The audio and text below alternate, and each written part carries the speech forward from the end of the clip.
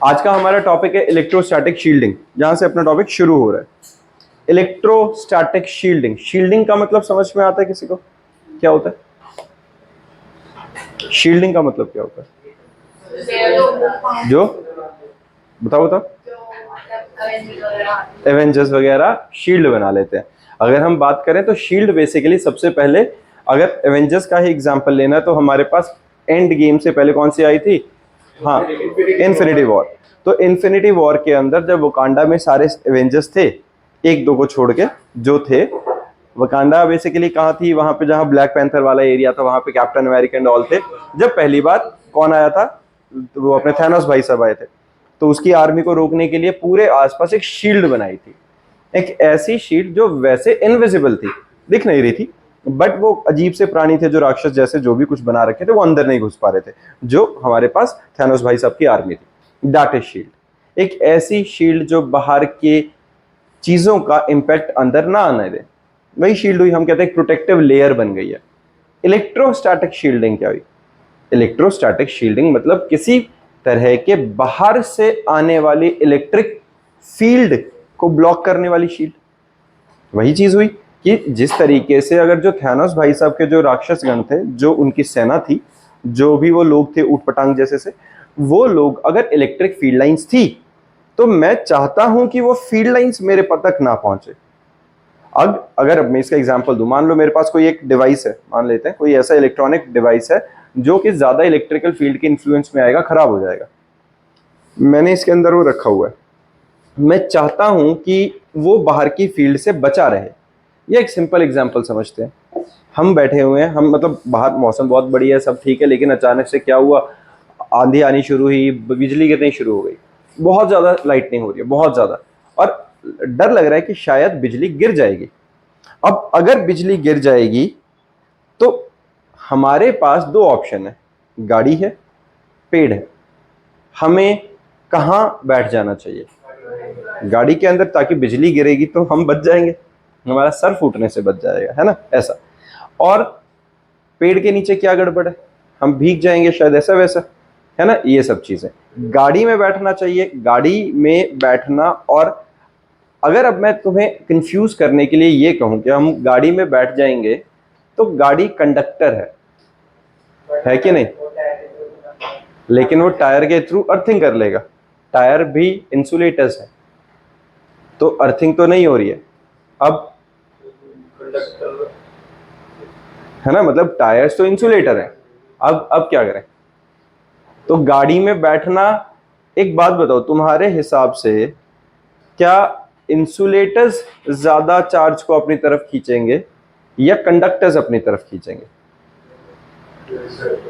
Insulator charge को ज्यादा अपनी तरफ खींचेगा, इंसुलेटर चार्ज का ट्रांसफर कराएगा, कंडक्टर्स कराएंगे।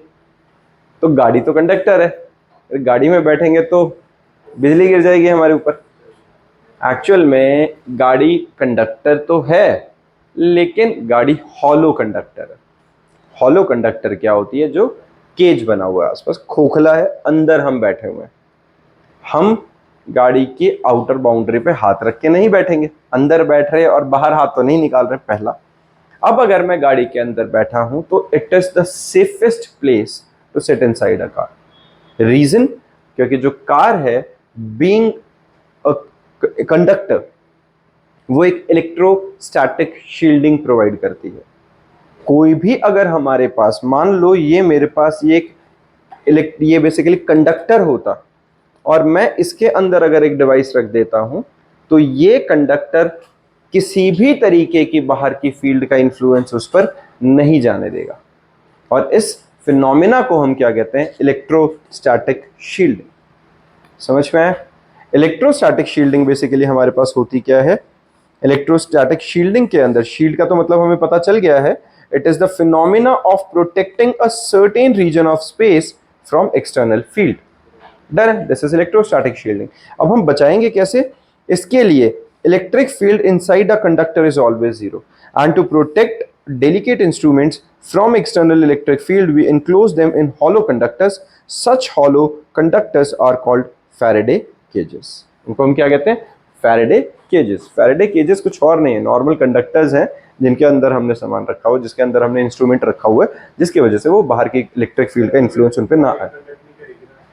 गाड़ी कंडक्ट नहीं करेगी, क्योंकि अगर गाड़ी मान लो कंडक्ट कर भी जाए, मान लो कर भी गई, तो हम पे इन्फ्लुएंस नहीं आ रहा उसका, बाहर की फील्ड का असर किसी भी तरीके से अंदर नहीं आएगा। अब गाड़ी पेड़ के नीचे खड़ी है, तो गाड़ी के ऊपर बिजली पेड़ पे गिरेगी, पेड़ टूट के गाड़ी पे गिरेगा, हम दब के मरेंगे, बिजली के झटके से नहीं मरेंगे। ठीक है, मतलब अगर उस दिन आपके ऊपर वो कौन सा होता है जो अपने यमराज भाई साहब ज्यादा मेहरबान हैं कि भाई लेके ही चलना है आज, तो फिर वही होगा कि तुमने गाड़ी के अंदर तुम बैठ गए फिजिक्स लगा के, भगवान जी ने भी फिजिक्स लगाई और उन्होंने बिजली गिराई किस पे, पेड़ पे। अब पेड़ पे बिजली गिरने का कारण क्या होता है उसको भी बताता हूँ, यहाँ लिखा नहीं है वैसे। एक इफेक्ट होता है बच्चा, कोरोना डिस्चार्ज या कोरोना इफेक्ट।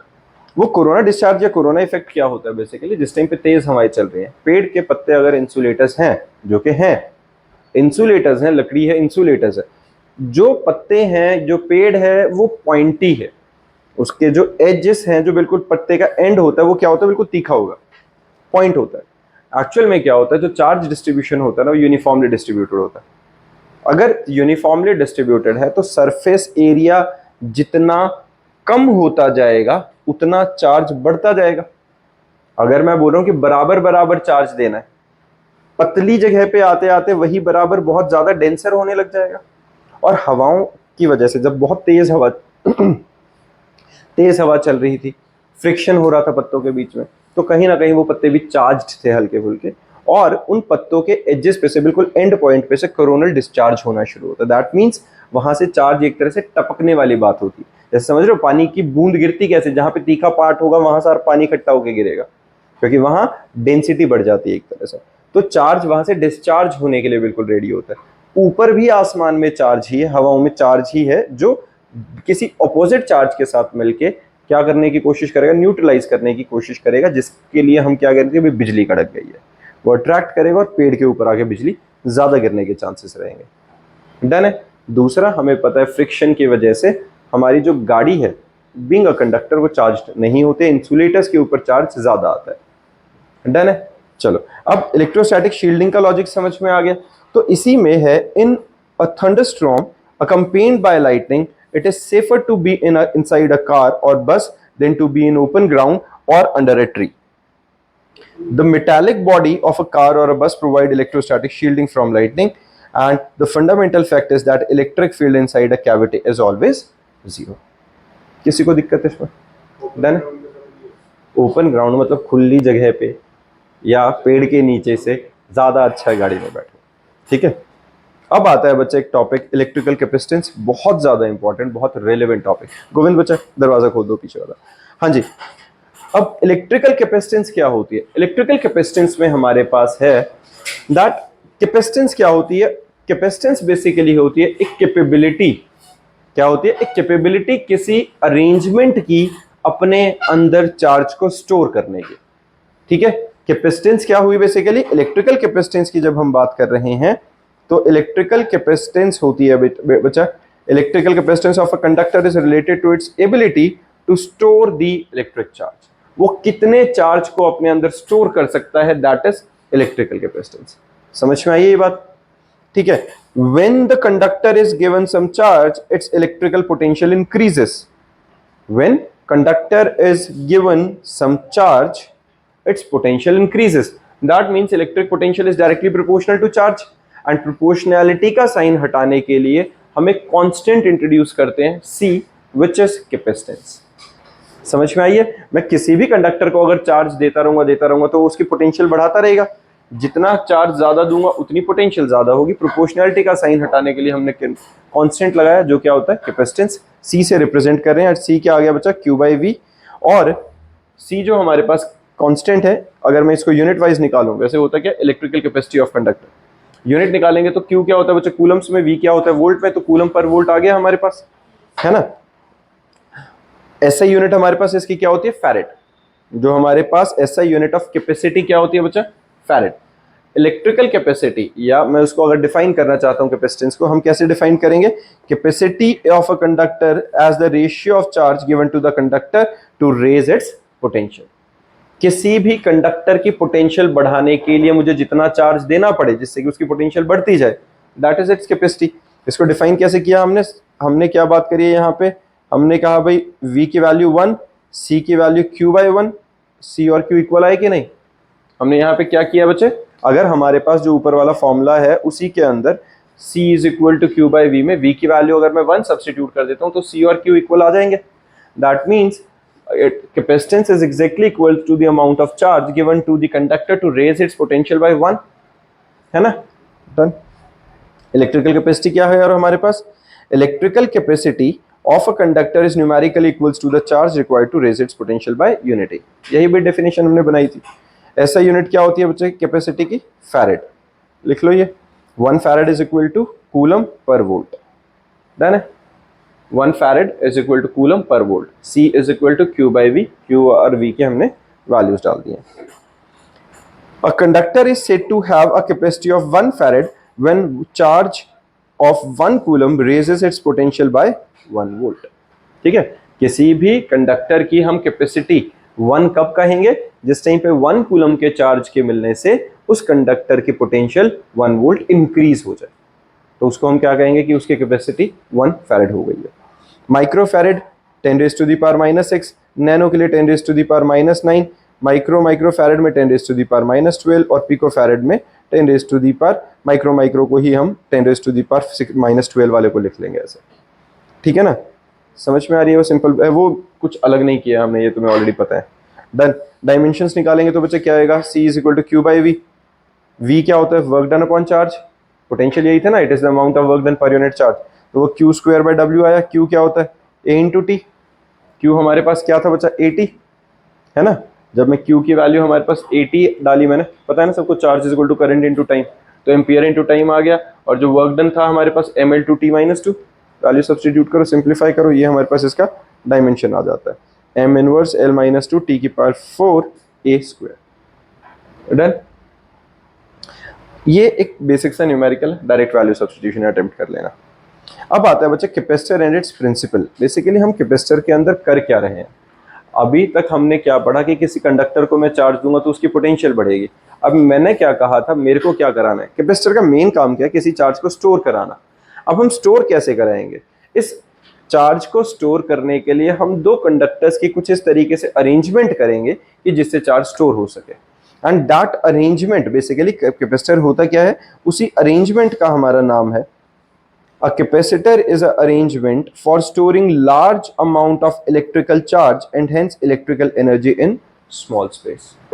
काफी ज्यादा एनर्जी, काफी ज्यादा चार्ज अगर हम स्टोर करें स्मॉल स्पेस पे, उस अरेंजमेंट को हम क्या करें कि कैपेसिटेंस।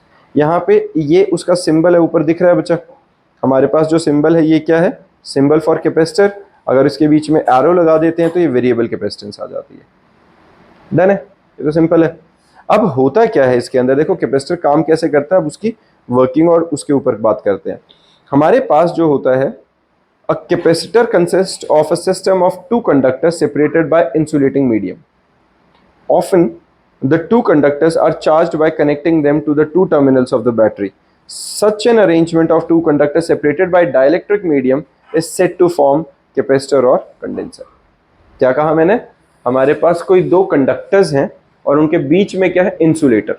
फॉर एग्जाम्पल अगर मैं पैरेलल प्लेट कैपेसिटर का एग्जाम्पल दूं तो एक ये प्लेट है कि ये प्लेट है, और ये दोनों क्या है? कंडक्टर्स हैं, और इनके बीच में क्या है?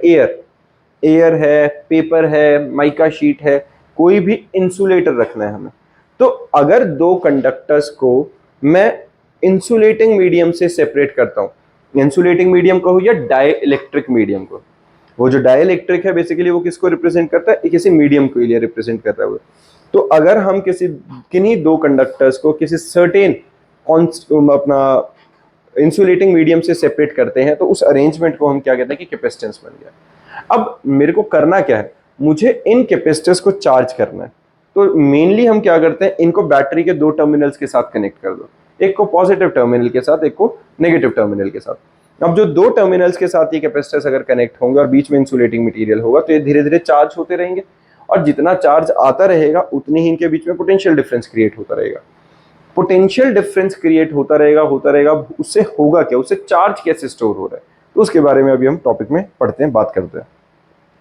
If the conductor are plane, the capacitor is called parallel plane capacitor.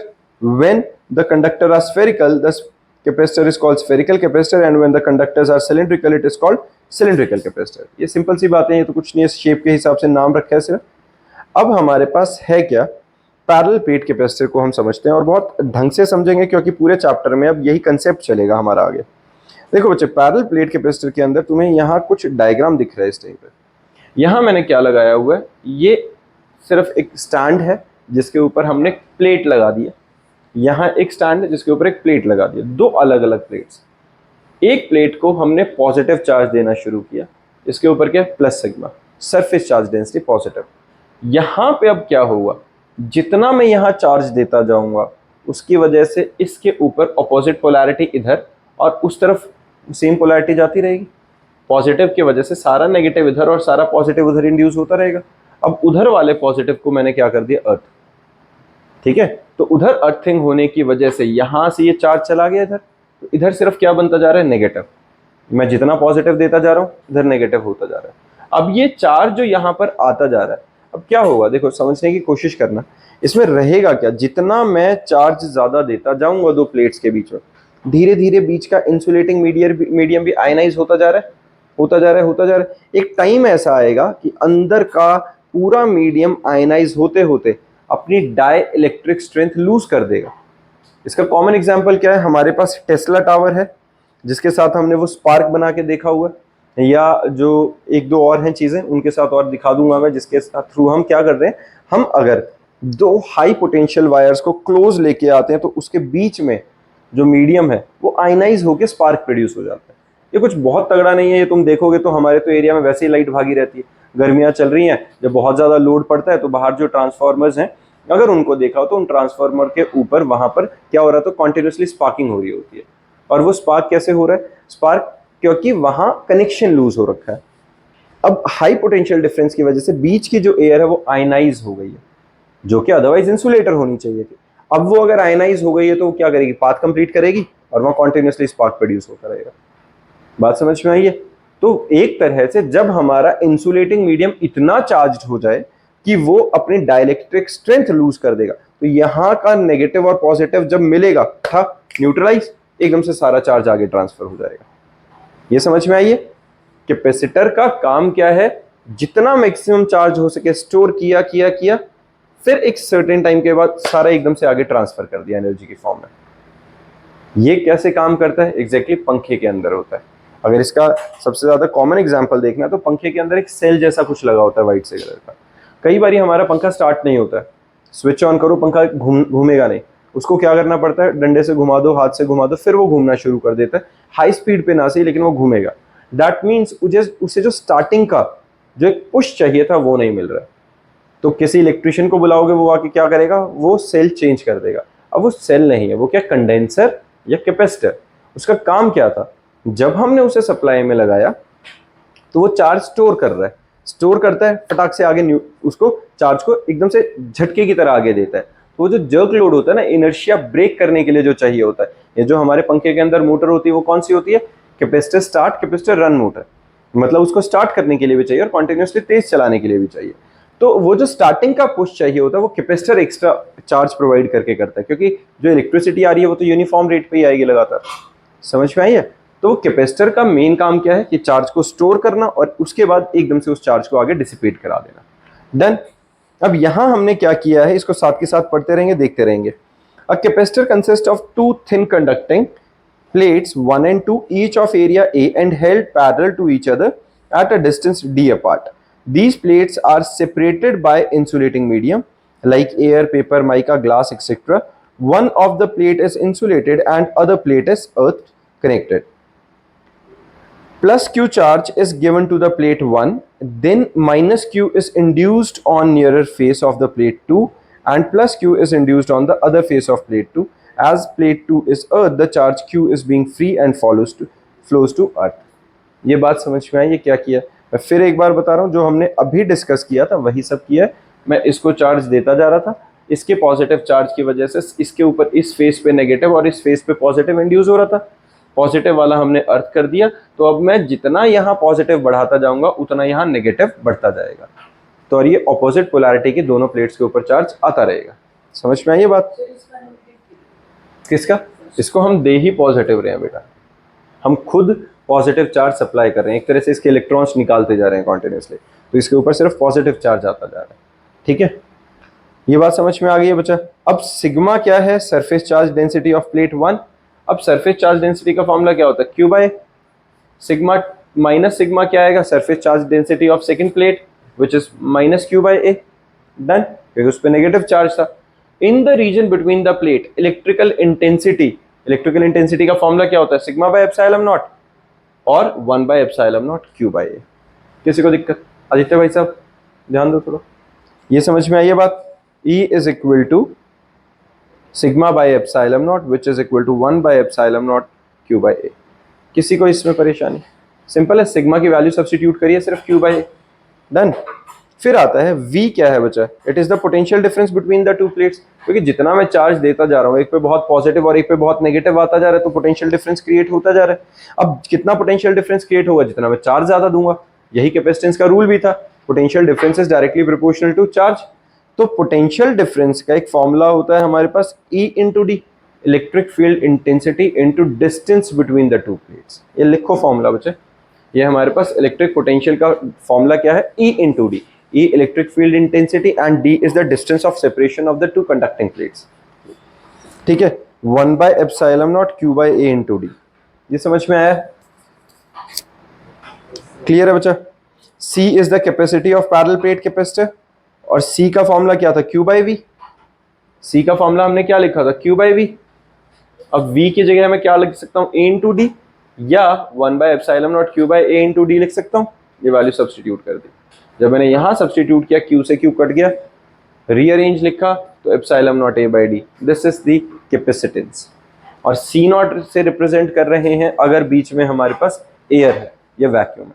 ठीक है, वैक्यूम तो नहीं लेंगे ऑब्वियसली, एयर लेके कोई इंसुलेटिंग मीडियम रखना है, तो हमारे पास C नॉट आ गया, epsilon not A by D. C naught is the capacitance of the capacitor when the plates are separated by air. Done है, लिख लिया ये फॉर्मूला, सिंपल है। ठीक है ना बच्चा? चलो, when the plates of the capacitors are separated by dielectric medium of relative permittivity epsilon r और k, its capacity is Cm। क्या बोला है कि अगर अब हमने वहां पर मीडियम रख दिया तो डाइलेक्ट्रिक आ जाएगा, या उसकी रिलेटिव परमिटिविटी जो है एब्सोल्यूट से रिलेटिव बन के एप्सिलॉन r आ जाएगा। तो हम जहां एप्सिलॉन नॉट लिख रहे थे वहां क्या आ जाएगा? एप्सिलॉन आ जाएगा। बाकी तो सब सेम है। और एप्सिलॉन की वैल्यू क्या होती है? Epsilon r into epsilon not, यही होती है ना? एप्सिलॉन की वैल्यू क्या होती है? Epsilon r into epsilon not. Epsilon not A by D वो तो C नॉट था, epsilon r into C not बन गया, या K इंटू C नॉट बन गया। किसी को दिक्कत? ये याद है ना, ये हमने फर्स्ट पार्ट में किया हुआ पूरा डाइलेक्ट्रिक कांस्टेंट्स का इनका जो रिलेशन था। तो epsilon r is equal to epsilon by epsilon not, और epsilon can be written as epsilon not times relative epsilon not, relative epsilon that is C epsilon r। तो Cm is equal to K C नॉट। ये formula समझ में आ गया? तो अगर मेरे पास कोई कैपेसिटेंस गिवन है किसी पैरेलल प्लेट्स की एयर के अंदर, अगर मैं किसी मीडियम को इंट्रोड्यूस करूंगा तो सीधा सीधा डाइलेक्ट्रिक कांस्टेंट की वैल्यू मल्टीप्लाई कर दो, उसकी कैपेसिटेंस आ जाएगी हमारे पास। डाइलेक्ट्रिक कांस्टेंट हमारा यूनिटलेस होगा। ठीक है, ये बात समझ में आ गई? क्योंकि डाइलेक्ट्रिक कांस्टेंट होता है क्या बच्चा? It is the ratio of two forces, it is the ratio of two permittivities. सारे कैंसिल आउट हो जाएंगे। ठीक बात? रिलेटिव परमिटिविटी और डाइलेक्ट्रिक कांस्टेंट हम क्या कर रहे हैं? सेम वही जैसे हमने पहले चैप्टर में निकाला था जब कूलम्स लॉ पढ़ा था, उसमें हमने क्या कहा था? When the two charges are separated by certain medium, वो क्या मीडियम की जगह हम वैक्यूम या एयर लेते हैं तो हम एप्सिलॉन नॉट लिख देते हैं। उसी को मैं किसी मीडियम में रखूंगा तो एप्सिलॉन लिखूंगा, दोनों को डिवाइड करो, डिवाइड करेंगे तो F naught by F M is equal to epsilon by epsilon naught which is equal to epsilon r, और it can be written as k जो डाइलेक्ट्रिक कांस्टेंट है। क्लियर बात है? ठीक है ना? और यही हमारे पास k किसके इक्वल होता है? Cm बाई C नॉट के। ये फॉर्मूलाज लिख लो फटाफट से, सिंपल चीज है ये। ठीक है ना? समझ में आया सबको? हाँ जी,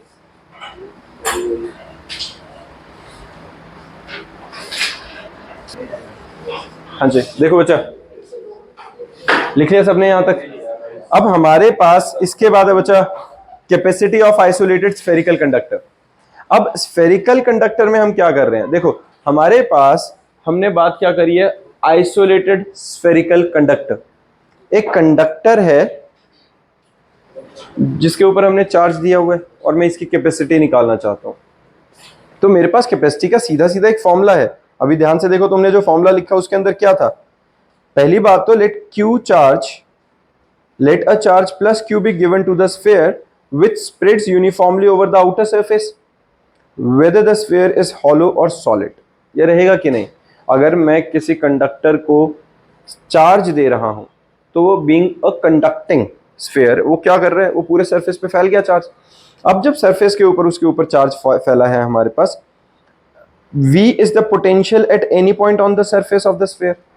v का फॉर्मूला क्या होता है? q by 4 pi epsilon naught r। इसमें किसी को दिक्कत?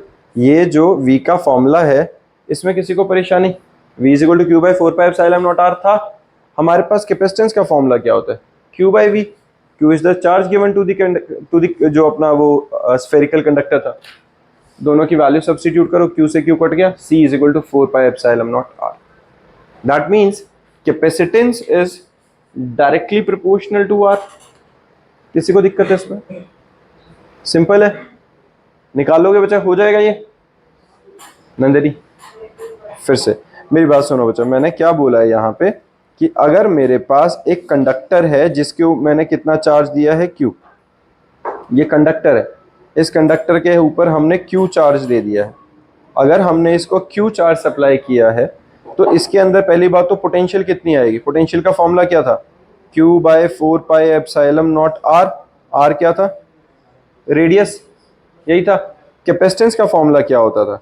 q by v, यही था। वैल्यू सब्स्टिट्यूट कर दो, q by 4 pi epsilon naught r। q से q कटेगा, ये ऊपर जाके ये बनेगा कि नहीं हमारे पास? ये बना। अब 4 pi epsilon naught r सारा कांस्टेंट है तो capacitance is directly proportional to r आ गया कि नहीं? किसी को दिक्कत है इसमें? समझ में आई बात? तो ये स्फेरिकल कैपेसिटर के लिए हो गया। Larger the radius of the sphere greater is it's capacitance. Capacity of earth क्या होगा? रेडियस की वैल्यू सब्स्टिट्यूट करी हमने, हमारे पास सॉल्व हो की वैल्यू आ जाएगी। ये निकालना नहीं है, वैसे लिखा हुआ है। स्फेरिकल कैपेसिटर कैसा होगा? देखो, अब जब हम कैपेसिटर की बात कर रहे थे पैरेलल प्लेट कैपेसिटर किया था। अब स्फेरिकल कैपेसिटर्स वगैरह वैसे अब सिलेबस में है नहीं है, मतलब सिर्फ फॉर्मूला याद रखना है इनका, वो भी इसलिए कि बस तुम्हें पता होना चाहिए। कंसेप्ट समझा रहा हूँ, डेरिवेशन वाइज नहीं याद करना, कुछ करना नहीं है, सिंपल एक समझते हैं। किया क्या? पैरेलल प्लेट में क्या थे? दो प्लेट्स थे। स्फेरिकल में एक छोटा स्फेयर और उसके ऊपर एक बड़ा स्फेयर। दोनों के बीच में क्या है? गैप है, जो उस गैप के अंदर क्या है? एयर है या कोई इंसुलेटिंग मीडियम डाल दिया है। तो हमारे पास क्या बन गया? वो अरेंजमेंट बन गई कैपेसिटर की। ठीक है, तो ये हमारे पास उस अरेंजमेंट का डायग्राम आ गया। हमने क्या किया है? एक के ऊपर नेगेटिव चार्ज दिया तो दूसरे वाले के ऊपर पॉजिटिव इंड्यूस हो गया। नेगेटिव पॉजिटिव आया, कैपेसिटर की अरेंजमेंट बन गई। इलेक्ट्रोस्टैटिक शील्डिंग की वजह से अंदर तो इलेक्ट्रिक फील्ड क्या रहेगी? जीरो। यहाँ पर रेडियस आर है, इसका आर भी। तो हमारे पास सीधा सीधा करना क्या है? हमारे पास जब हम इसकी पोटेंशियल निकालेंगे तो पोटेंशियल का फॉर्मूला क्या होता है? V A minus V B. दोनों की पोटेंशियल्स को माइनस कर दो, q by 4 pi epsilon naught upon r a minus q by 4 pi epsilon naught upon r b। क्योंकि तो दोनों में सेम चार्ज था, एक पे q दिया था, उसी की वजह से सेम बराबर चार्ज इंड्यूस हुआ था। दोनों को माइनस किया, सॉल्व किया, तो जो रिजल्ट आता है वो आंसर आ गया। अगर हमारा VB जीरो पे है, अगर हमारा बाहर वाले की पोटेंशियल जीरो पे है, अर्थिंग कर दी हमने बाहर से, तो उस केस में हमारे पास जो potential difference between this phase रहेगा VA माइनस VB, वो सॉल्व करके डायरेक्ट आंसर आ जाएगा। ठीक है, ये सिर्फ फॉर्मूला लिख लो, वरना तुम्हें करनी नहीं है, डेरिवेशंस नहीं है अब इसकी। ना तो इसकी स्फेरिकल कैपेसिटर की है, ना ही ये हमारे पास सिलेंड्रिकल कैपेसिटर्स की है। डन, चलो लिख लिया बच्चा फॉर्मूला? जल्दी से लिख लो, बस टॉपिक का नाम लिखना, इनके फॉर्मूलाज लिख लेना कैपेसिटेंस के सिर्फ, अदरवाइज डेरिवेशंस नहीं लिखनी है ये स्फेरिकल के लिए और सिलेंड्रिकल के लिए।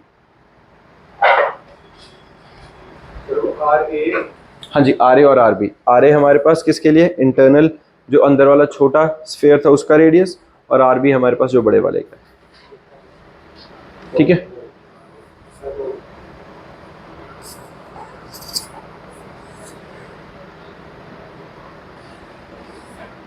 ठीक है। सिलेंड्रिकल वाले में हमने क्या किया? सिलेंड्रिकल वाले में लेंथ आ गई L, आर ए अंदर वाले सिलेंडर का, आर बी बाहर वाले सिलेंडर का।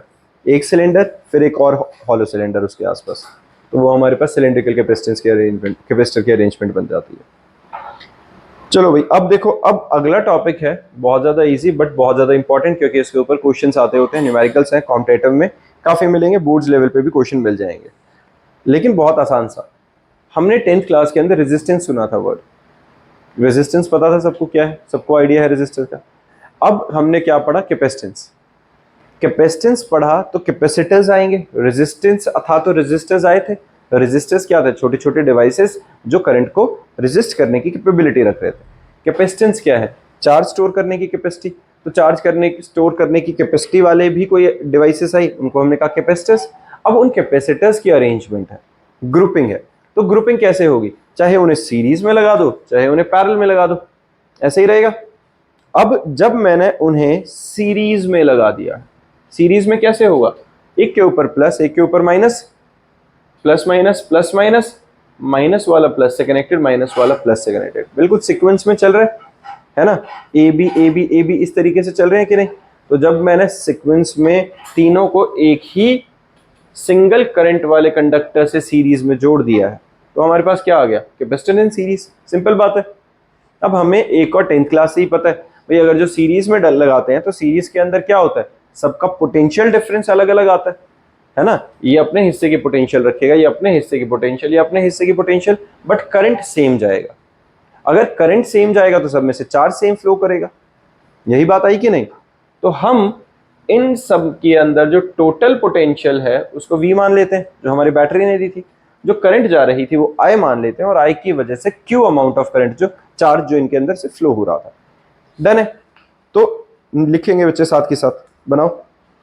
हमारे पास जो V आएगा वो क्या आने वाला है, V आएगा V is equal to V1 plus V2 plus V3, जो टोटल पोटेंशियल आएगी। क्लियर है ये। अब हमारे पास एक और क्या था बच्चा, जब हम फॉर्मूला की बात कर रहे हैं तो V क्या होता है, V होता था Q बाई C। ये पता है सबको, एक बार समझ लो बच्चा। V क्या है हमारे पास, Q by C S. C S का किसके लिए लिखा मैंने, इनकी सीरीज में आने के बाद मिला जुला के जो नेट इफेक्टिव कैपेसिटेंस आएगी फॉर सीरीज कॉम्बिनेशन। तो V is the total net potential which is equal to total charge by capacitance in series. V1 Q by C1, क्योंकि Q तो सेम आएगा, सीरीज में सेम चार्ज फ्लो कर रहा है। V2 Q by C2 और V3 Q by C3। Done. इन सब की वैल्यू सब्स्टिट्यूट कर देते हैं। Q by CS is equal to Q by C1, Q by C2, Q by Q common लेके कट गया, तो 1 by CS is equal to 1 by C1, 1 by C2, 1 by C3 plus. समझ भाई, इन सबका एल्जेब्रिक सम बेसिकली रेसिप्रोकल करके capacitance का। हमारे पास रेजिस्टर्स में ये कब आता था, जब पैरेलल कॉम्बिनेशन होता था। कैपेसिटेंस में कब आया, जब ये सीरीज कॉम्बिनेशन हुआ। ध्यान रहेगा ये याद रखना। डेरिवेशन भी इंपॉर्टेंट है, आसान ज़्यादा है बट आती होनी चाहिए। और इसको मैंने स्टैंडर्ड फॉर्म में सिग्मा लगा के इस फॉर्म में लिख दिया, ठीक है। जितने भी होंगे सबका एल्जेब्रिक सम कर देंगे तो हमारे पास नेट कैपेसिटेंस आएगी। डन। किसी को परेशानी इसमें, ये वाला कंसेप्ट सबको क्लियर है कि जिस टाइम पे सीरीज में जा रहे होते हैं तो करंट सेम फ्लो करती है, करंट सेम फ्लो करती है तो same amount of charge flow करेगा, पोटेंशियल अलग होंगी। तो पोटेंशियल्स की वैल्यू जो है V is equal to V1 plus V2 plus V3, जो नेट V है वो नेट इफेक्टिव कैपेसिटेंस के साथ रिलेट कराई। V1 Q by C1, V2 Q by C2 और V3 Q बाई C3 के साथ करके सिंप्लीफाई किया तो आंसर आ गया। डन है।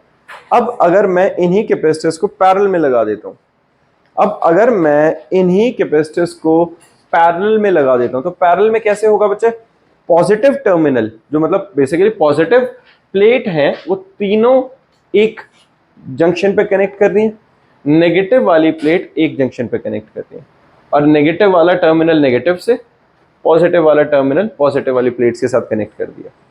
अब अगर हमारे पास पैरेलल में होता है, पैरेलल में क्या होता है, जहां लूप बनता है, जहां जंक्शन बनता है, वहां पे करंट का डिस्ट्रीब्यूशन कैसे होता है बच्चे, रीडिस्ट्रीब्यूट हो जाता है। रीडिस्ट्रीब्यूट का मतलब क्या हुआ कि हमारे पास हर सर्किट में से अलग करंट फ्लो करेगी।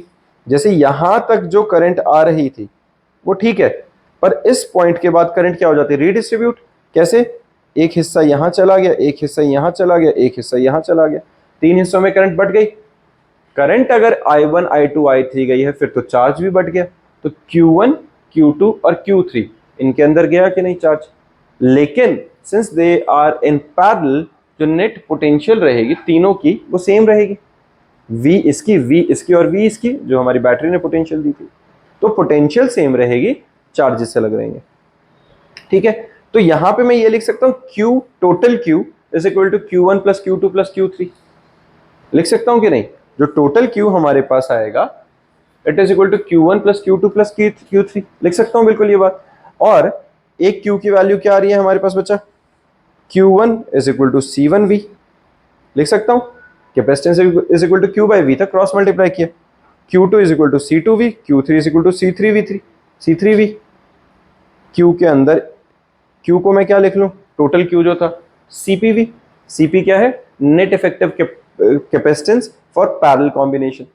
V हमारी टोटल पोटेंशियल थी ही, सबकी वैल्यू सब्स्टिट्यूट कर दी, V कॉमन आके कट जाएगा, तो हमारे पास जो नेट कैपेसिटेंस आएगी that will be algebraic sum of all the capacitance और sigma of C।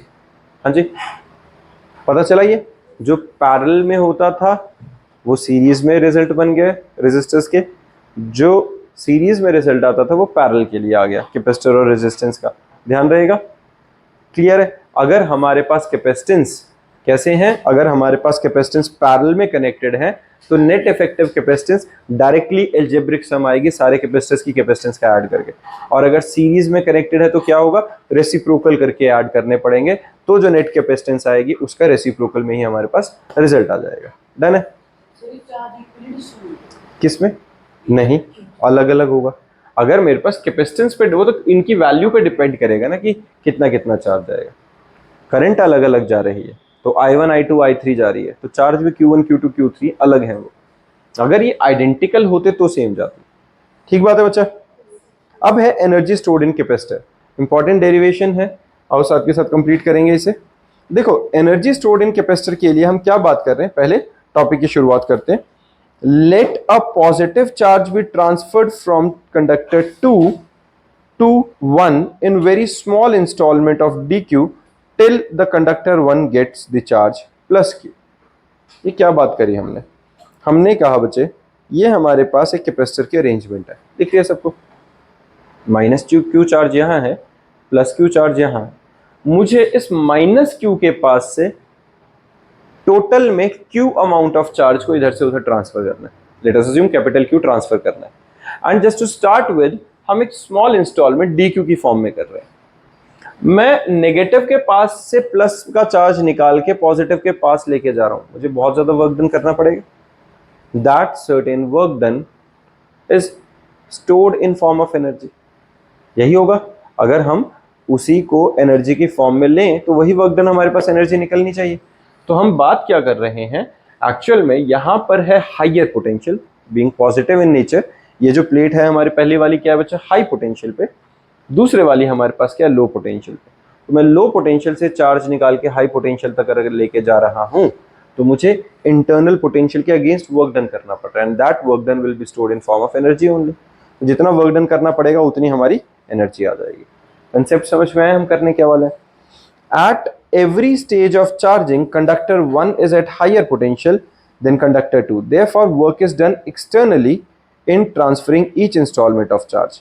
Let at one point potential of condenser is Q by C. ठीक है, किसी certain point पे हमने माना कि जो हमारे पास potential है वो क्या है? Q by V, Q by C. Small amount of work done in giving additional charge dq to the conductor is dW. ये क्या है? Small amount of work done. तो डी क्यू डी डब्ल्यू हमारे पास किसके इक्वल आया बच्चा? Q by C into D Q. Work done का फॉर्मूला यही था हमारे पास। वर्क डन के लिए हम क्या यूज करते थे? Potential into charge. पोटेंशियल की वैल्यू क्या है? Q by C. चार्ज हमने जो एक्स्ट्रा ट्रांसफर किया वो डी क्यू कर दिया। अब अगर मुझे टोटल वर्क डन निकालना है तो टोटल वर्क डन में क्या होगा? वर्क डन इंटीग्रेट कर देते हैं इसे। ये हमने क्या किया? इंटीग्रेट कर दिया बच्चा। Work done is equal to when charge was 0, dq की वैल्यू जो हम जो ट्रांसफर कर रहे थे 0 से लेके कैपिटल Q तक जो शिफ्ट करना है, तो टोटल हमारे पास जो dq निकल के आ गया, Q से Q तक, मतलब 0 से Q तक के चार्ज ट्रांसफर में जो वर्क डन करा, पोटेंशियल इंटू dq इंटीग्रेट कर देते हैं, 1/c बाहर आ जाएगा। Q का इंटीग्रेशन क्या आएगा? Q²/2 बना के नहीं? Q²/2 समझ में आया? 1/c Q²/2, upper limit by lower limit substitute करो, लोअर लिमिट डालेंगे तो 0 ही आ जाएगा आंसर। तो अपर लिमिट जो आएगा that is represented by you, और वो हमारे पास पूरा सॉल्व करके वो क्या आया, U is the potential energy stored in a capacitor which is also equal to work done 1/2C Q square। ये याद रखना है बच्चे वैसे भी formula energy stored in a capacitor का। क्लियर है? जिस बच्चे को मतलब देखो यहाँ ना मैंने इंटीग्रेशन का फॉर्मूला वगैरह लिख के पूरा सॉल्व किया होता है, अगर कहीं कंफ्यूजन आता है तो देख लेना, वरना बेसिक इंटीग्रेशन लगाइए, पावर रूल लगाया था, है ना। पावर रूल में यही होता है, पावर एक इंक्रीज करते हैं और उसी पावर से हम डिवाइड कर देते हैं। Work done stored in form of potential energy UW is equal to 1/2C Q square। अब एक बात बताओ, Q को तो मैं CV भी लिख सकता हूँ, तो मैं C स्क्वायर V स्क्वायर लिख दूँ तो C से C कट के हाफ CV स्क्वायर भी लिख सकता हूँ, या CV is equal to Q लिख के हाफ QV भी लिख सकता हूँ। तो ये मैंने सारी फॉर्म्स में जो जो लिख सकते थे वो सारे फॉर्मूलाज लिख दिए, जो रिक्वायर्ड होगा अकॉर्डिंगली यूज कर लेंगे। किया कुछ नहीं है, वही मैनिपुलेट ही किया है बस उनको। ठीक है, बात समझ में आ गई। अब है total energy stored in a combination of capacitor. Total energy stored में हमारे पास क्या रहेगा, देखो जब सीरीज कॉम्बिनेशन है बच्चा, सीरीज कॉम्बिनेशन है तो हम टोटल एनर्जी कैसे निकालेंगे, half Q square by C S. C S क्यों, क्योंकि सीरीज कॉम्बिनेशन की net capacitance Q square by 2 into 1 by C S. Q square by 2 C S को मैं क्या लिख सकता हूँ बच्चा, जो मेरे पास ये 1 बाय सी एस की वैल्यू थी इसको मैं क्या लिख सकता हूँ, 1 by C one plus 1 by C two plus 1 by C three, ये लिख सकता हूँ कि नहीं, इस फॉर्म में लिख दूंगा। तो एक तरह से मैं मल्टीप्लाई करूंगा तो Q square bye 2c1 Q square bye 2c2 Q square bye 2c3 आएगा कि नहीं। और ये तो इंडिविजुअल पोटेंशियल आ गई सारे कैपेसिटर्स की। तो total potential energy will be equals to algebraic sum of individual potentials of all capacitors. Done, समझ में आई। तो सीरीज कॉम्बिनेशन के लिए क्या निकला कि अगर मेरे पास यहाँ पे 10 कैपेसिटर्स है और मुझे टोटल पोटेंशियल एनर्जी निकालनी है उनके अंदर कितनी है, तो 10 के इंडिविजुअली पोटेंशियल एनर्जीज को निकालो और प्लस कर दो। डन। फिर आता है पैरेलल कॉम्बिनेशन। पैरेलल कॉम्बिनेशन में क्या रहेगा बच्चा, U is equal to half V square CP। Half V square CP की वैल्यू सब्स्टिट्यूट करी बच्चा। अब मैंने जो हमारे पास ये CP था, CP को मैं क्या लिख सकता हूँ पैरेलल में, C1 plus C2 plus C3, bracket open किया तो half C1 V square half C2 V square, ये भी सेम पोटेंशियल बन रही है individual. That means either capacitors are connected in series और in parallel, net potential energy हमेशा क्या निकलेगी, एल्जेब्रिक सम। समझ में आई है। तो जो इंडिविजुअल पोटेंशियल्स थी, जो इंडिविजुअल पोटेंशियल एनर्जी थी उनकी कैपेसिटर्स की, उनका नेट एल्जेब्रिक सम निकाल देंगे तो उस कॉम्बिनेशन के लिए, सीरीज या पैरेलल कॉम्बिनेशन के लिए डायरेक्ट हमारे पास टोटल पोटेंशियल एनर्जी आ जाएगी। ठीक है नंदिनी जी, पता चला, क्लियर है बच्चा ये। ठीक है, अब है energy density of parallel capacitor. Energy density में हम क्या करते हैं बच्चा, energy density of parallel plate capacitor में energy density U is defined as total energy stored per unit volume of condenser. सीधी कहानी, एनर्जी डेंसिटी का मतलब क्या हुआ, energy stored per unit volume. तो पर यूनिट वॉल्यूम में V वॉल्यूम की वैल्यू से डिवाइड कर देंगे U को। Half CV square is the total energy stored in a capacitor, total potential energy stored in a capacitor या total energy. Volume का formula क्या होता है, cross sectional area into D. ये पता है ना, वॉल्यूम क्या होता है, cross sectional area of this plate, किसी भी प्लेट की बात करें, इंटू डिस्टेंस बिटवीन देम। तो मैंने वो वहां पे सब्सटीट्यूट किया, हमारे पास C की value epsilon not A by D आ गया। V को मैं E स्क्वायर डी स्क्वायर लिख लूँ, V स्क्वायर था, A और D जो कैंसिल आउट हुआ, कैंसिल आउट होके नेट हमारे पास जो बचा half epsilon not E square joule per metre cube answer आ गया। किसी को परेशानी? ठीक है, ये देखो बहुत बड़े बड़े से टॉपिक नहीं है, बहुत इजी टॉपिक है, बहुत ज़्यादा लिख के नहीं बता रहा हूँ, बट दिख रहा होगा कि समझ में आने लायक है। रिपीट करोगे एक बार तो बहुत अच्छे से याद भी हो जाएंगे। डन है, चलो फिर आता है कॉमन पोटेंशियल।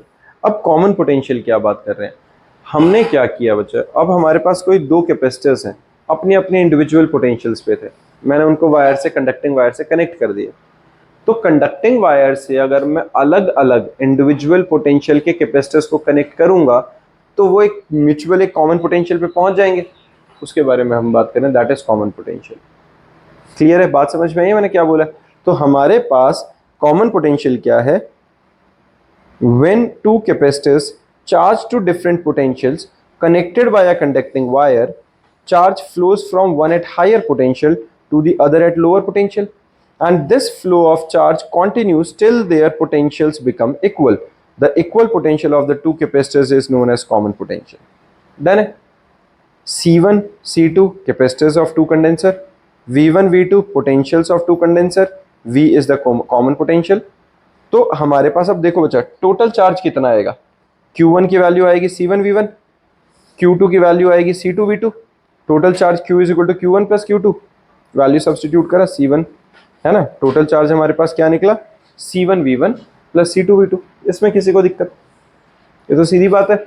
हमने क्या किया है, जो हमारे पास टोटल चार्ज था C1 V1 और C2 V2, नेट चार्ज तो उतना ही घूम रहा है दोनों के अंदर पूरे सर्किट में मिला जुला के, तो total charge C1 V1 plus C2 V2 हमने लिख लिया यहाँ पे। डन। अभी मैंने इन कैपेसिटर्स को ऐसे कनेक्ट किया हुआ है, डन है।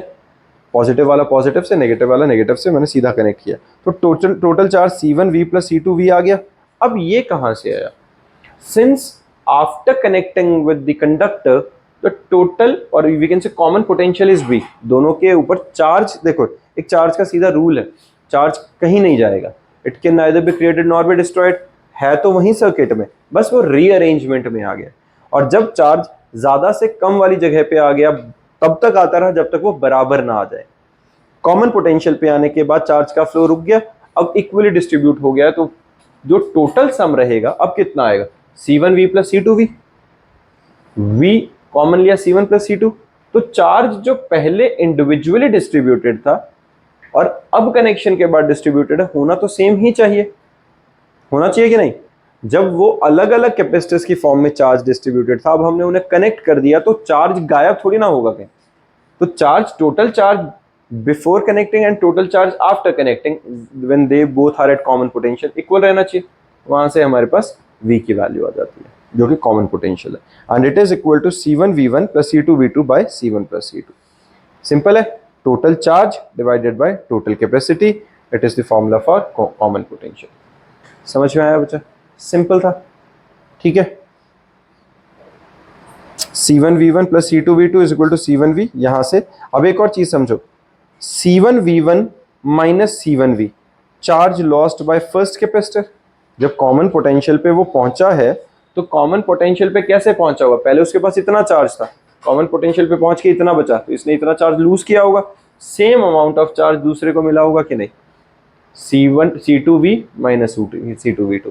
तो जितना एक ने चार्ज लूज किया दूसरे वाले के पास चला गया, चार्ज कहीं जाएगा नहीं, क्या हुआ, सिर्फ प्लेट मतलब पहले कैपेसिटर से निकल के दूसरे कैपेसिटर के पास ट्रांसफर हुआ। तो charge lost is equal to charge gained by the second capacitor. किसी को इसमें परेशानी बचा, ठीक है। This is not true for potentials, ये ध्यान रखना बच्चे, ये जो हमने बात करी है किसके लिए करी है, चार्जेस के लिए और कैपेसिटेंस के लिए। This is not true for potentials, potential lost by one is not equal to potential gained by other, the other as their capacities are different, ठीक है, as their capacities are different। जैसे हमने अभी यहाँ बात करी ना कि charge lost is equal to charge gain, potentials में ये नहीं होता है, पोटेंशियल में पोटेंशियल लॉस्ट और पोटेंशियल गेन अलग अलग वैल्यूज आएंगे, क्योंकि पोटेंशियल हमारी कैपेसिटेंस पे भी डिपेंड कर रही है, तो कैपेसिटेंस अलग अलग है, तो पोटेंशियल लॉस्ट और पोटेंशियल गेन इक्वल नहीं आएंगे, सिर्फ चार्ज लॉस्ट और चार्ज गेन इक्वल रहेगा। डन। फिर when the two capacitors are connected in series, अब ये ऊपर हमने पैरेलल में किया था, अगर सीरीज में करेंगे तो फर्क क्या आएगा बच्चे, जब हमारे पास फॉर्मूला में देखो यहाँ पे बीच में क्या था, प्लस था, पॉजिटिव से पॉजिटिव प्लेट कनेक्टेड थी, नेगेटिव से नेगेटिव प्लेट कनेक्टेड है ना। लेकिन अगर सीरीज में कनेक्ट करेंगे तो प्लस और माइनस आपस में कनेक्टेड होंगे, और ऐसा होगा तो यहाँ पे फॉर्मूला में सिर्फ नेगेटिव लग जाएगा ऊपर, ठीक बात है, कॉमन पोटेंशियल में। डन है, क्लियर बात है बच्चा। ये रहेगा लॉस ऑफ एनर्जी वाला टॉपिक, वैसे सिलेबस में नहीं है बट एनर्जी लॉस वाला हम ये टॉपिक नेक्स्ट क्लास में कवर कर लेंगे, डेरिवेशन नहीं आएगी लेकिन इसकी, ठीक है। चलो।